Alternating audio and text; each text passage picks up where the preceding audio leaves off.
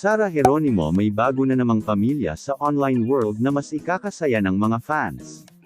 Hello mga ka-popsters, ang aming channel ay nag-a-upload ng mga latest, trending at iba pang updates tungkol kay Sara Geronimo. Kung gusto mong nakakapanood nito, please consider to subscribe upang mas updated ka sa mga bago naming videos.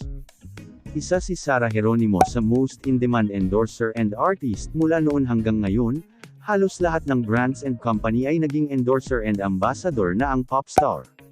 Hindi kasi mapapantayan ang karisma ng nag-iisang Sara Geronimo kaya hanggang ngayon ay madaming company ang humahanga sa kanya. Matatandaan na matagal naging ambassador ng Shopee si Sara Geronimo ngunit last 4 years ago ay pinalitan nito ni Tony Gonzaga dahil di na kaya di umano ng Shopee PH ang talent fee ng popstar. Pero madaming fans ang nagulat sa kung bakit hindi na si Sara ang ambassador ng Shopee.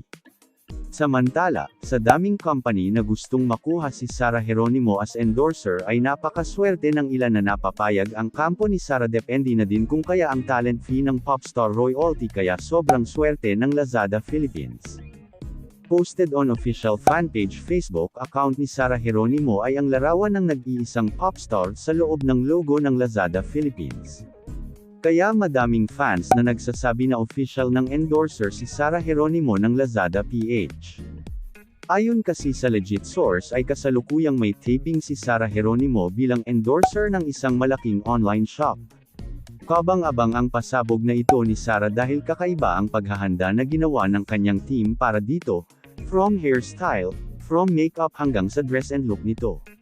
Kaya naman abangan natin mga ka-popster kung nasa Lazada family na nga si Sara G. Please hit the like button, share and please consider to subscribe our official YouTube channel para updated ka sa mga latest news tungkol kay Sara Geronimo.